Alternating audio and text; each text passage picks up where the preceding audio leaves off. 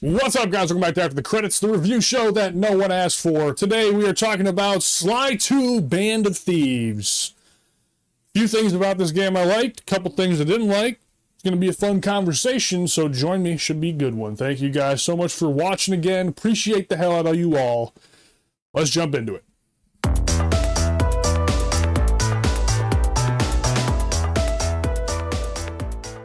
So Sly 2 is a direct sequel to the original Sly that we just beat last year. Literally, I think the plot was taken directly from Sly 1 and put into Sly 2, but this game is 20 hours as opposed to 6 that the first game was. So it is significantly longer, much bigger game, and they did do a wonderful job of advancing the series forward with Sly 2. A lot of great gameplay enhancements, and a lot of great other stuff, but the plot remains about the same as it was before. The main baddie in the series is Clockwork. At the end of the first game, you defeated Clockwork, but his parts got scattered everywhere. In Sly 2, the parts are given to 5 different members of the Claw Gang. Each member uses a piece of the Clockwork components to basically optimize whatever operation that they're doing, and it's your job in the game to recover the Clockwork parts, so that way Clockwork can't be reincarnated by putting them all together. So you're trying to prevent that, essentially, and that's the whole goal of the game. Now, with the plot being identical to the first game, the way that they make this game significantly longer is, as opposed to in Sly 1, each character of the gang got a dedicated chapter. So there were 5 chapters. In this game there are 8 chapters, so a couple villains get 2 chapters as opposed to just the single one. Not a big fan of this, honestly. I think that we're starting off on the wrong foot, but we're just going to go into it since we're here. The pacing in this game is not all that good, to be honest. It's especially going to feel that way when you're on those mid chapters. So chapter 1 is 1 villain. Chapter 2 begins the 1 villain every 2 mission cycle. And so you just realize very quickly that chapter 2 is basically a fluff chapter, is what it feels like. And 3 is a good chapter, 4 is a fluff chapter, 5 is a good chapter. 6 and 7 are actually 1 villain as well, but 6 and 7 were both good chapters, surprisingly. And then chapter 8 was a good chapter as well, but there's 2 chapters in particular that just feel like padding, which I did not like. So just throwing that out there. I think the pacing kind of stinks in this game. I think the first 60% of the playthrough I was contemplating quitting and completely dropping this game, but my wife loves it, so I could not give up on my wife. You know, I said it in my wedding vows: through sickness and in health, and I will beat every game that you love. Didn't actually say that. I'm not that big of a nerd, but I don't know. Felt like I owed it to her, I guess. So I stuck with it, but I almost dropped it. In my opinion, we're going to go off on a tangent, but fuck it. That's what we do around here, right? So here's the drop clause if you're trying to clear your backlog that I think everybody should follow, right? If you're going to a game, look up how long to beat. Take like a quarter, like 25% of that time. And if you're not hooked in the game in that first 25% playtime, drop it and don't feel bad about it, okay? So this is definitely a game that would have got shelved, but I stuck with it, and luckily the ending was pretty good. But I definitely could have dropped it without being too hurt, is what I'm saying, because that beginning was slow going. All right, so let's talk about the gameplay enhancements. I think the best enhancement is the ability to pickpocket as Sly in this game. You're able to kind of creep up on enemies and then use your cane to dig in their pouch to pull coins out, and then to also pull loot out that you can take back to your safe house and sell for gold. So the coin mechanic in this game is significantly better than it was in the original. You actually use coins to purchase upgrades for your characters actually, and those play a pretty big role throughout your playthrough. So it's actually worthwhile to go smash up everything and collect the coins, because they give you some worthwhile gadgetry. as opposed to the first game where you collected coins to get a magnet to be able to survive a hit, basically, which is how the first game was structured. Coins are actually worth your time in this one. Now, I briefly hit on it, but another great gameplay improvement that they made in this game is you are able to actually play as Bentley and Murray in this game, as well as Sly. So not only do you spend your time in the open areas with Sly, going on wires, on rooftops and things like that, but you can also take Bentley out into the open area and Murray out into the open area. They obviously aren't as fun to traverse with as Sly because they're not thieves, raccoons or whatever. So they pretty much just have standard kind of run animations to get around with. But if we're talking about good things here, we can tie that into the level design, which I think is actually fantastic in this game. Sucker Punch had to design this game with both play styles in mind, a rooftop centric play style for Sly and a decent little area for you to be able to get to every place on the map from the ground level as well, so that way Bentley and Murray could be able to traverse the level as well. So I think the level design is actually fantastic in this game. Big shout out to chapters 6, 7, and 8. 8 is not the best chapter for Murray and Bentley to traverse through, but it's a really fun level for Sly to traverse through. And 6 and 7 are, I think, the best 2 levels for all 3 characters combined. I think those levels are fucking great. So the level design in this game is fantastic, and it's just nice to be able to have a couple different play styles in this game, because if you just played as Sly the whole time, it could definitely get a little repetitive. I mean, it does get repetitive the way that it is. This game is structured about 80% Sly, 20% split between the other two. I mean, Sly's definitely the more fun character to run through the maps with, but you don't see Bentley and Murray a whole lot, but they are playable, which is pretty cool and a good improvement from the first game. Now, talking about Bentley and Murray a little bit, I think Murray is a great character. He's a great counterpoint to Sly. Sly being the thief that kind of works in the shadows and works from up above. Murray is just a smash and bash character of the game where he just beats everybody into smithereens, which is a great counterpoint. Those two work really, really well together. Bentley's kind of on the side. He's basically the hack character. So if you have a Bentley mission, for example, what you're going to end up doing in that mission, and you know from the onset, is you're going to run to a computer terminal. You're going to get into the computer, and then the hacking mini game is a top-down twin stick shooter. It's always the same. You drive a little ship, and you have to drive your ship into a lock on the wall that you have to shoot through these little dots to get to, while enemies are swarming all around you to kind of unlock the computer. It's always the same, but it still changes the gameplay up. But I think Bentley's missions do kind of lack a little bit. Murray's missions always feel fun because you're gonna just beat the shit out of everybody, which is always fun. So I like the Murray missions, like the Sly missions. The Bentley missions are okay, but they're always the same and they get a little tedious, but still good to have a little spice. Variety is the spice of life, and this game tries to give it to you. What am I saying? Just stay on the topic of the level design. We kind of veered off and veered back into it, but that's what we do around here.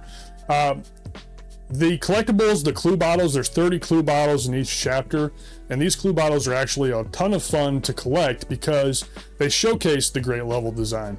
So what I tended to do is I would turn the music in the game very low, and then I would run through the level as Sly until you hear the bottle clanking around, and then I would try to find the bottle and collect it to make sure that I got all 30 bottles.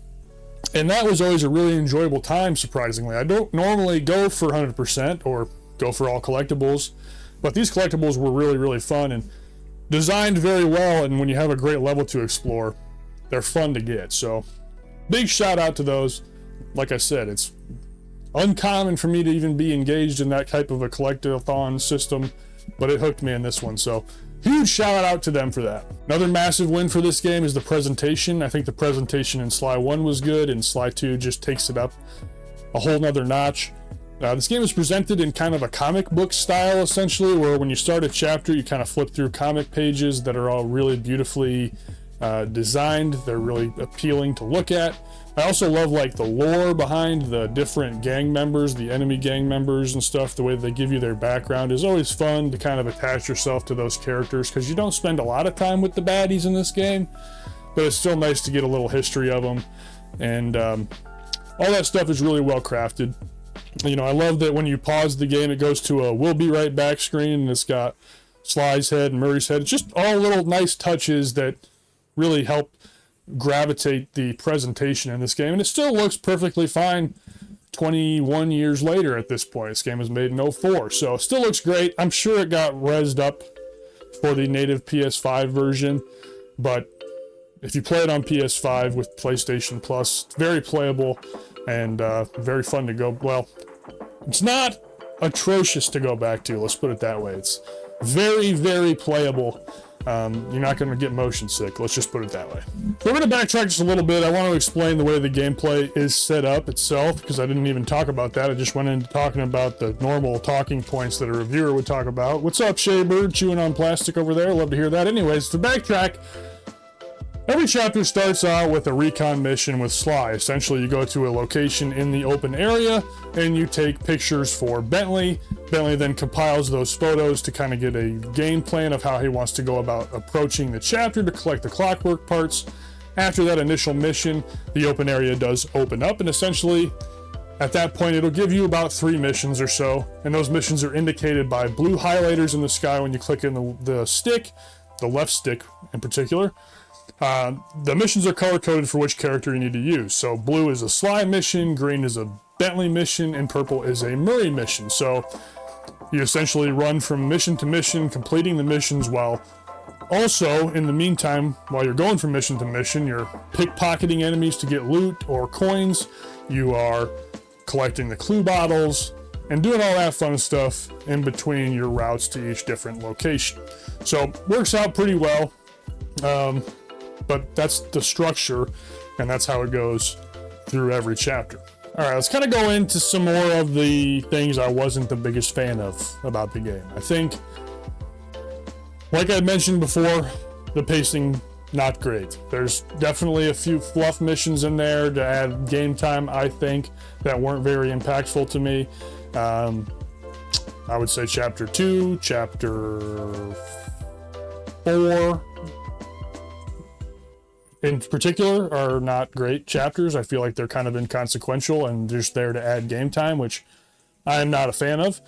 I don't necessarily think that they needed to be there. I think the game would be better if it was shorter and a more condensed experience. I just had a really tough time getting through there, like I mentioned, and that's definitely going to take a massive hit on my ranking at the end of the year, just because I literally could have quit at multiple points and been perfectly okay with it. The other thing to mention is there is a lot of camera hitching in this game. So if you're unfamiliar with old mascot platformers or just older video games in general, what tends to happen is your camera gets stuck on the environment. So a good way to explain this is if you have your character like Sly Cooper, for example, running through an archway. Let's say you want to go to the left of the archway. So Sly starts running to the left of the archway, and naturally you're going to turn your camera to the right in order to get vision of the left side of the map.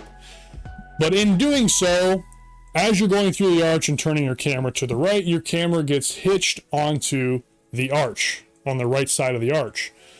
When this happens, Sly still has full movement, but you're unable to move the camera. So this led to multiple times where I would fall off the map because the camera got hitched and I couldn't get it unhitched in time.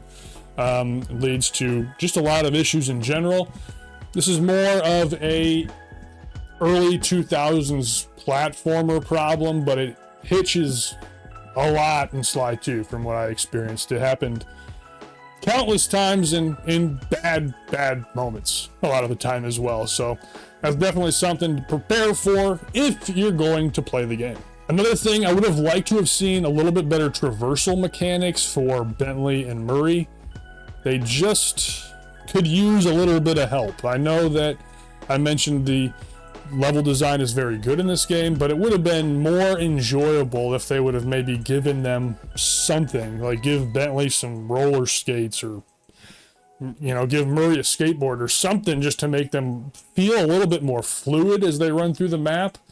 They just don't feel all that good because they're just very standard tentpole characters. I don't know why I said tentpole, but they're very basic. There's no cool like parkour that you're doing. You're basically just running, and can be a little lame and a little tedious, all things considered. So I would have liked to have seen a few more options for traversal mechanics for them. Now, something that affected me and probably won't affect the majority of other people, but I'm still going to talk about it anyway, is the fact that this was not a very fun game for me to stream. I did my best to stream as well as I could, but felt like the streams kind of sucked. Just isn't a game that lends itself well to streaming, just based on the tedium and the, you know, stuff that you do in the game. It's not a very good stream game. I had a lot more fun playing the game off stream with like music playing or watching a Twitch stream or whatever. I had a lot more of an enjoyable time doing that. And actually, once I switched to that, as opposed to trying to stream it, I found quite a bit more enjoyment out of it. Granted, at that point, I was past the filler levels, but there you go. I thought that it was much more fun playing it as a more passive player than giving it my all and streaming. I don't think that's gonna, like I said, probably irrelevant, but still worth noting nonetheless. Last little topic we'll talk about here is the fact that I did actually get the platinum trophy for this game. I got all the achievements, and very easy platinum. You can just go through, as long as you're collecting all the clue bottles and opening all the vaults throughout the game, which I found fun. Like I mentioned before, I thought the clue bottles were great. As long as you're doing that, you're in pretty good shape. You just have to do a few miscellaneous trophies as cleanup at the end, which were actually all very fun. There was one in particular where you had to go with Bentley to get to the top of a palace, which was actually fun. You had to kind of think about it and theorize ways to get up there and kind of theory craft, and it was a cool little challenge, so I enjoyed that. There is just one trophy that is a pain in the ass called Master Thief, where you have to collect and sell 50 unique loot items, which doesn't sound, well, it sounds pretty bad when you think about 50 items. However, it doesn't sound nearly as bad when you realize that the relics that you collect throughout the stage, there's usually about 3 in a stage, a combined total of 25 throughout the 8 chapters, those all count towards loot. So once you get all those, you have to get essentially 25 loot items off of enemies that you sell, and they have to be 25 different. There's a total of 30 loot items that you can collect, so there's a little bit of leeway there. However, I thought that just by playing through the game normally, I would eventually get the Master Thief trophy and not have to do anything at the end of the playthrough, but unfortunately that didn't happen. I did have to backtrack to get that. That was actually the final trophy that I had to go back and get. And the reason this sucks is because you don't know what loot items you have collected and sold and what loot items you haven't. So you don't know what the fuck you're looking for. So it just became a fucking treasure hunt of guessing what I may or may not have collected in the past, which absolutely fucking sucked. So there's no way to track it. So the best thing to do if I was starting over to go for the platinum for this game, I would keep one piece of loot off of enemies in my inventory without selling it, just so that way I can count at the end of the game and make sure that I've got 25 in there to secure the trophy. I didn't do that. I didn't know about it, but that would be my recommendation. Other than that, cool platinum, fun platinum, easy platinum. Nice one to have on the PlayStation account. All right, with all that being said, guys, I don't have much else. I think this game is pretty decent. I think the story is very good. It concludes very well in the last 3 chapters. However, the pacing is rough at the beginning.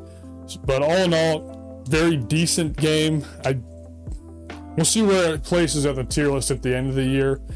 I have a feeling it might trend down as I progress through the year and play some more stuff. But at this point, very mid. I might say like a little above average. You know what I mean? It's a decent playthrough, and if you like 3D mascot platformers, I'd probably recommend it because it's pretty fun in that regard.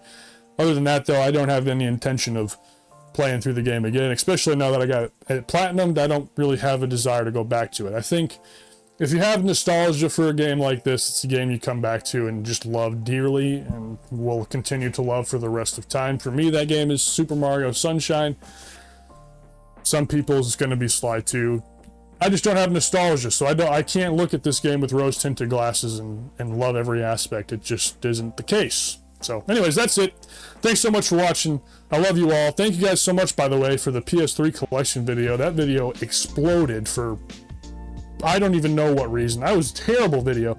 I did no cuts to gameplay footage. I did nothing, but people came in droves for that and subscribed. So if you're seeing this for the first time after that, just know there'll be a January collection video coming at the end of the month.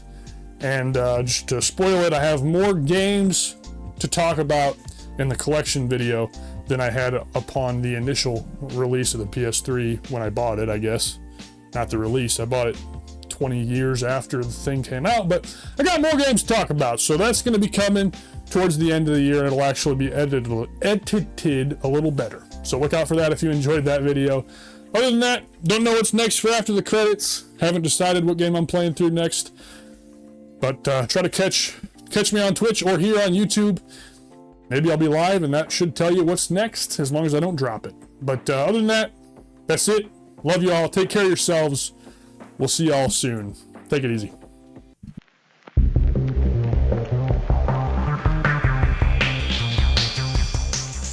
I got a guest reviewer. My wife's gonna come talk about Sly 2. Come here, baby. Let's talk about it. What do you like about Sly 2, Mo? What's not to like? I love the memories I had playing it all the time with my brother. I love the story. No spoilers. No spoilers. Love the story. Who's your favorite character? Carmelita Fox. Okay, who's your favorite playable character? Sly. Other than Sly. Murray. Okay, let me ask you a couple things I talked about, okay? Do you think it would be better if Bentley and Murray had better traversal mechanics? Yes. Navigating maps with Bentley is just not ideal. Not a good time, no. But, like I mentioned before, Sucker Punch did a good job of designing levels with that in mind, knowing that they have a rooftop character with Sly and then two relatively immobile characters. But it would be better, I think, if they had just some sort of variety. Maybe if they could at least, like, turtle up some pipes or something. Yeah. Give them a chance. Yeah, give them a chance. Do a little selfie. Give them a chance. So do you think you like the game now, or is it just more a nostalgia thing? Probably nostalgia, because back when I played it when I was younger, I feel like the skill of it was right where I was as a player. It was hard enough to be like, yes, I did it. But now looking back, it's kind of easy and it just goes through it, and I find myself thinking more about the memories of playing it when I was younger than really now. Yeah, nostalgia is a big thing for sure. I don't have nostalgia, so that hurts. But yeah, thanks, baby. Love you. What would you give it out of 10? 9.5. 9.5 out of 10. Glowing review from Morgan. We have another guest reviewer. Good. You might get black screened out. You might get cropped out. He was so worried when Bentley and Murray got stealed it away. Oh, poor boy. You good boy. He's also really confused because every raccoon on our porch may or may not be Sly Cooper. So he doesn't know what to do. Those raccoons are... Carmelita's a cute looking foxy lady. Those raccoons are fucking fat, though. Those are like Murray raccoons out there. Possums. Murray possums. For sure. You feed them 10 cans of food a day. You do. Don't say me. It's unbelievable. Disgraceful. Love you, Zeke. What you doing? Review's going off the fucking rails here. Alright. Love you.